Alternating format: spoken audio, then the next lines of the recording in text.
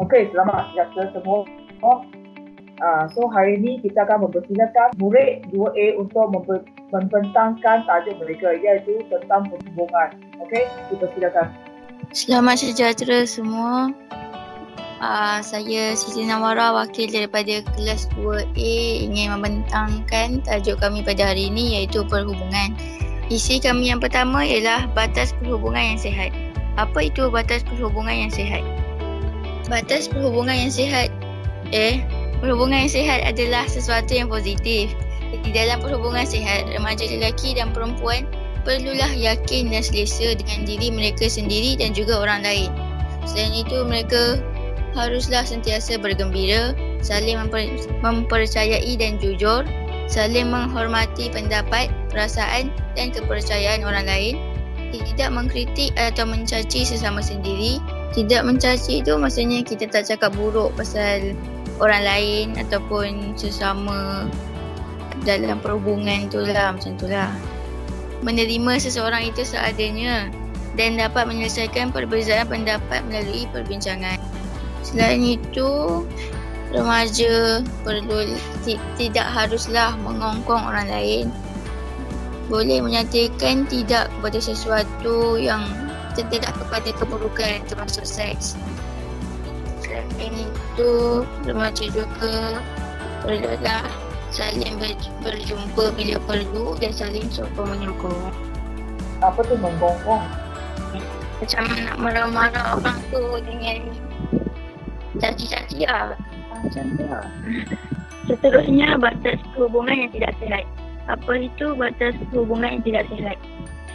Perhubungan yang tidak sihat sering berlaku apabila wujud perasaan bengis, tidak hormat, mengongkong atau terdapat unsur penderaan dalam perhubungan, seperti tidak membenarkan seseorang berinteraksi dengan orang lain, tidak membenarkan anda meluangkan masa bersama keluarga, sentiasa ingin memeriksa dan mengambil tahu aktiviti anda, mengaitkan atau mengkritik anda, memaksa anda mengikut kehendak mereka. Selain itu, antara ciri-ciri perhubungan tidak sihat ialah membuatkan anda berasa takut untuk tidak bersetuju atau menyatakan tidak, sungguh mencederakan anda atau diri sendiri jika ingin memutuskan perhubungan, boleh bertindak kasar dan ganas terhadap anda atau memeras sudut dan mengancam anda.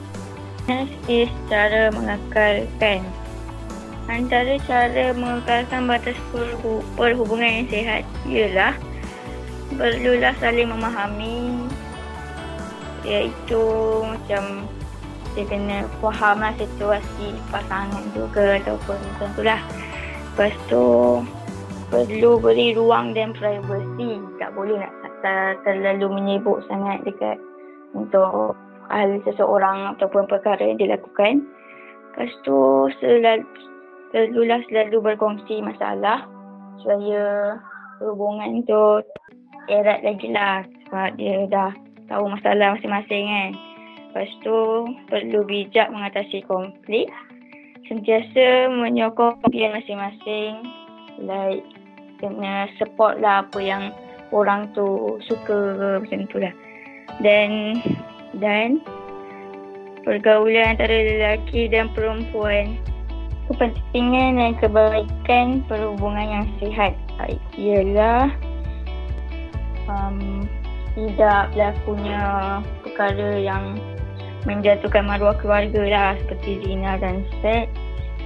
Lepas tu hubungan sihat juga dapat mengelakkan diri daripada pengaruh yang buruk, dapat menjaga maruah diri, dapat jaga syariat yang ditetapkan dalam agama, maksudnya apa yang agama dah ajar kita untuk kita ikut dan follow pada rules lah. Lepas tu pentingnya dia juga untuk menjaga nama baik keluarga dan tidak macam masa depan cerah lah.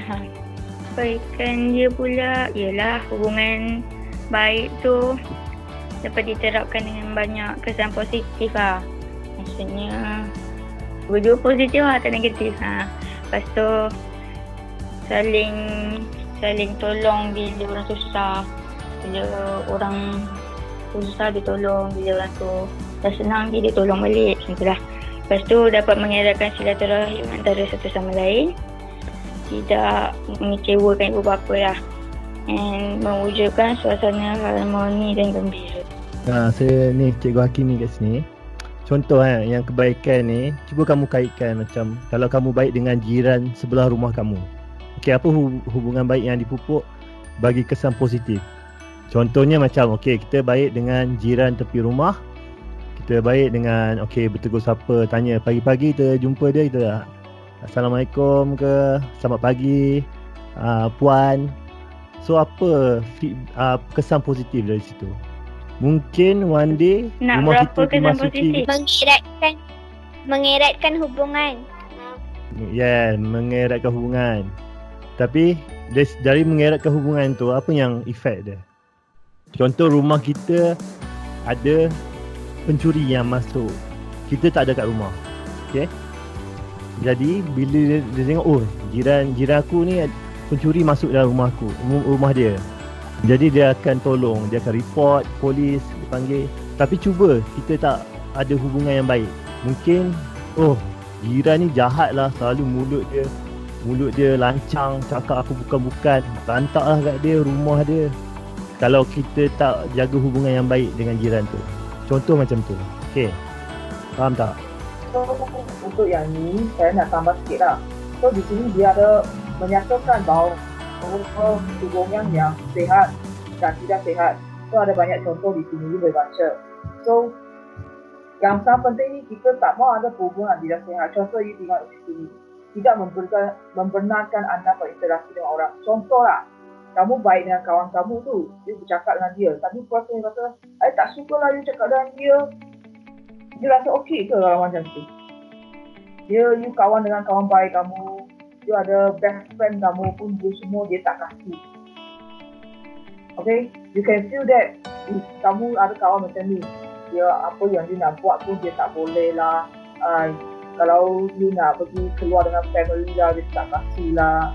Asyik nak tanya, contoh yang ketiga, dia asyik nak tanya you macam mana lah, you buat apa lah. Macam you kacau lah. Ini adalah hubungan yang tidak sehat, sebab dia dah mengganggu privasi orang. Setiap orang ada privasi dia sendiri. Tak kisahlah kamu ni boyfriend ke girlfriend ke, ataupun hiburan ke, adik-beradik ke, mesti ada privasi sendiri kan. So kalau orang tu dah masuk privasi kamu, contoh dia dah attack privasi kamu tu, jadi dikira hubungan tidak sehat. Faham? Kalau faham dan tak ada soalan, kita proceed to next group. Next group, please share your slide. Assalamualaikum dan selamat sejahtera. Hari ini kami dari kelas 2 Bestari akan bercakap tentang permainan kriket. Kriket ialah permainan padang di mana dua pasukan akan berlawan satu sama lain, dan kumpulan yang mengumpul paling banyak larian akan dinobatkan sebagai pemenang. Setiap pasukan mempunyai 11 ahli. Sukan kriket ini berasal dari England dan diperkenalkan di Malaysia oleh pihak British ketika mereka memerintah negeri-negeri Selat. Kriket juga merupakan antara sukan berpasukan yang popular selain daripada bola sepak dan bola keranjang. Terdapat lebih dari 120 buah negara memainkan permainan ini.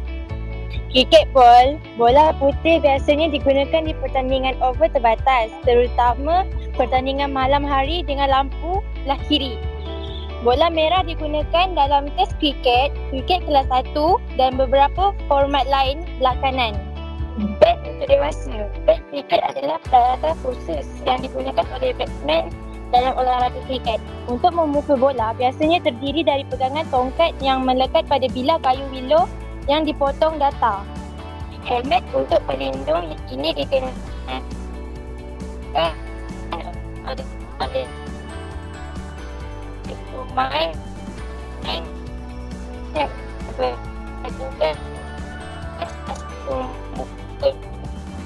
besi di bahagian depan yang berfungsi melindungi wajah. Helmet pelindung ini adalah perlengkapan keamanan olahraga kriket ini akan melindungi pemukul bola dari bola kriket yang keras dan memiliki kecekapan tinggi. Apa olahraga kriket tu? Apa maksud olahraga kriket? Ini bahasa Indonesia kan? Okay, olahraga tu adalah sukan. Olahraga selalunya disebut oleh orang Indonesia lah untuk masuk sukan. Okay, so dekat Malaysia kita panggil sukan kriket. Okay, faham Batting leg guard. Batting leg guard yang tebal dan cukup besar dibutuhkan oleh batsman agar tongkat pemukul bisa digenggam dengan erat dan melindungi tangan dari efek hantaman bola kriket. Selain batsman, pemain yang bertugas sebagai fielders yang berada di samping batsman juga menggunakan batting leg guard untuk menangkap bola kriket. Wicket keeper leg guard. Perlengkapan kaki pada permainan kriket ini digunakan oleh batsman, fielders dan juga penjaga gawang. Pelapis kaki ini cukup tebal dan berfungsi melindungi bahagian bawah kaki dari hantaman bola kriket yang keras. Batting glove. Batting glove yang tebal dan cukup besar ditubuhkan oleh batsman agar tongkat pemukul bisa digenggam dengan erat dan melindungi tangan dari efek hantaman bola kriket. Selain batsman, pemain yang bertugas sebagai fielders yang ada di samping batsman juga menggunakan batting glove untuk menangkap bola kriket. Cricket bag. Cricket bag berfungsi untuk meletakkan peralatan-peralatan yang digunakan semasa permainan kriket. Contoh peralatan adalah bola kriket, glove, bat dan sebagainya. Cara bermain. Cara bermain permainan ini memerlukan dua pasukan. Pada masa pertama, satu pasukan perlu menjadi sebagai pemukul, manakala lagi satu pasukan menjadi pemadang. Pemain bagi pasukan pemukul perlu mencari larian sebagai mata bagi pasukannya dan pasukan pemadang pula perlu menyekat larian pihak lawan. Hal ini dilakukan supaya memudahkan pasukannya mendapat larian. Bagi pasukan pemadang, mereka mempunyai seseorang pembaling yang akan membaling kepada pihak lawan dan pihak pemukul perlu mencari larian sebanyak yang mungkin untuk memenangi perlawanan. Yang lain tak ada soalan ke? Faham ke? You faham tak kriket ni main macam mana? Faham. Okay, dia ada dua. Okay, satu orang pukul, satu yang memadang. Tadi dia sudah memperkenalkan alat-alatan yang akan diguna masa game tu. Okay, berapa panjang dia game lah. Saya nak tanya group present ni. Macam mana dia nak tamatkan game tu? Dia ada dua kumpulan kan tadi yang saya cakap, satu pukul, satu memadang. So macam mana mereka nak tukar? Sampai bila mereka nak tukar? Dia takkanlah orang yang pukul ni asal pukul. So dia mesti akan tukar peranan mereka kan. Yang pukul dia jadi pemadang, yang pemadang jadi pukul. Bila? Selepas kan setiap pemain setiap kumpulan ada 11 orang. So yang pemadang yang akan pukul tu akan ada 2 orang atas padang. Kalau yang pemadang tu pula semua ahli ada atas padang.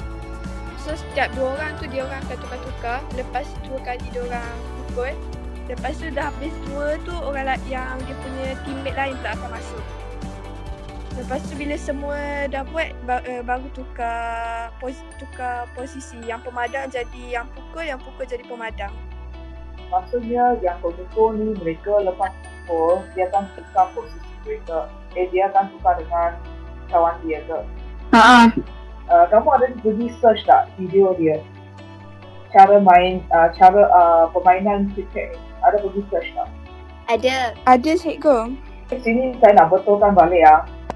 Dia akan habiskan, contoh sekarang saya memukul tanpa group B ialah pemadang. So bila kita nak tukar, kita akan, maksudnya kalau saya sekarang pukul, group B ni memadang kan, ini kita panggil satu inning. Okay, kita panggil satu inning. Habis satu inning ini, then kita dia peranan akan tukar. Dari saya pemukul, saya akan jadi pemadang. Group B akan jadi pemukul. Itu adalah inning kedua. Okay. Ini kalau nak dihabiskan adalah batsman ini dibunuh. Bukan betul-betul begitu orang tu. Okay, batsman ni akan dikeluarkan. Then baru 10 orang batsman ni, pemukul ni dikeluarkan, baru dia akan tukar inning. Dan cara tukar inning ni, cara nak keluarkan batsman ni bukan selepas dia pukul, lepas tu dia keluar.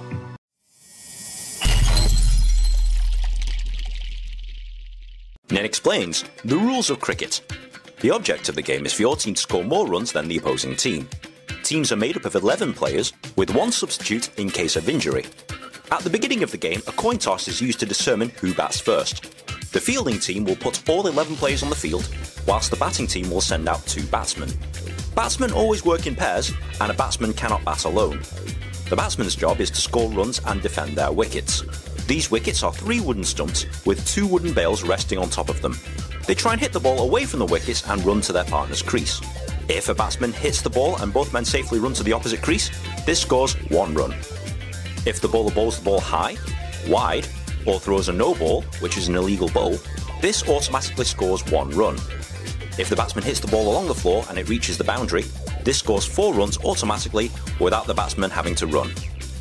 And if the batsman hits the ball in the air and it goes over the boundary, this scores 6 automatic runs. This is the highest scoring play in cricket. It's the job of the fielding team to get the batsman out of the game. The fielding team can designate specific players to bowl the ball towards the batsman. To bowl the ball, a ball must be bowled overarm and be within the channel of play. In cricket, there are 10 ways for a fielding team to get you out. Number 1. Bowled out. If the bowler bowls the ball and it hits the batsman's wickets and knocks over the bails, he's been bowled out. Number 2. Caught out. If the batsman hits the ball in the air and it's caught by a fielder, he's been caught out. Number 3. Run out. If the batsman runs for his partner's crease and the ball is thrown into the wickets before the batsman gets there, he's been run out. Number 4. LBW. If the ball hits the batsman's leg and the umpire thinks that the ball would have hit the wickets if his leg wasn't in the way, he is ruled out by LBW, leg before wicket. Number 5. Stumped out. If the batsman swings and misses the ball, the wicketkeeper can catch the ball and push the ball into the wickets. If this happens before the batsman can return to the crease, he's been stumped out. Number 6. Hit wicket or accidental out. On the rarest of occasions, a batsman can get himself out or his own partner out by accidentally hitting the wickets themselves. The other 4 ways to get out in cricket almost never happen in today's game. These include hitting the ball twice in one stroke, handling the ball, obstructing a fielding player, or taking too long to take to the field. Once a batsman is out, he's replaced by the next batsman in the batting team's lineup. Once 10 players are out, the players switch sides so that the batsmen are now the fielders and vice versa. The highest run total after both sides have had their turn to bat wins. That's basically the game in a nutshell, but there are a few other things you'll need to understand. A bowler must deliver 6 legal bowls to a batsman. Once 6 legal bowls have been played, this is known as an over. Once an over is complete, a new bowler will then try and get the other batsman out by bowling the ball from the other side. Once both teams have finished batting, this is known as an innings. The amount of overs and innings vary depending on the format of cricket. In 2020 cricket, each team is given 20 overs for 1 innings. This game generally lasts about 3 hours. In one-day cricket, each team is given 40 or 50 overs for 1 innings. As the name implies, the game generally lasts about a day. In Test cricket, there are no limits for overs, and the game theoretically ends when all batsmen are out, and is usually played for 2 innings. This game can last anywhere up to 5 days and is the oldest and longest form of cricket. If you're new to cricket, I highly recommend watching the highlights of any Indian Premier League game to start out with. If you're watching cricket on TV, they'll conveniently tell you how many runs have been scored, how many batsmen are out, and they'll even tell you what the other team scored and how many runs are required to win the game. Cricket may seem like a slow game, but as you watch or play it, the rules will become clear. If you have found this video at all helpful, please comment, like, share and subscribe. It takes me ages to make one of these things, and good karma is always appreciated. If you're also on Reddit, feel free to discuss the video over there. But in the meantime, enjoy cricket.